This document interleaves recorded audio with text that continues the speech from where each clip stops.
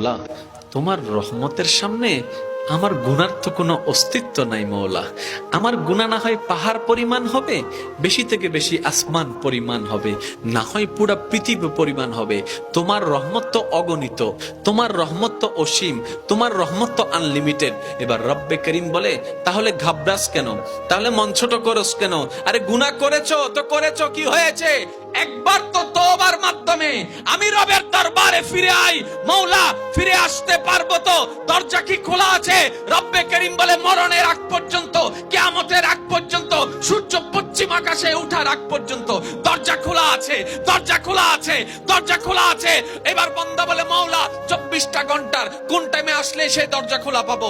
রব্বে করিম বলে, আরে ব্যাংকের দরজা খোলা থাকে নির্দিষ্ট সময়ে, অফিস আদালতের দরজা খোলা থাকে নির্দিষ্ট সময়ে, এমনকি ঘরের দরজাও খোলা থাকে নির্দিষ্ট সময়ে, এর বাইরে যাই না।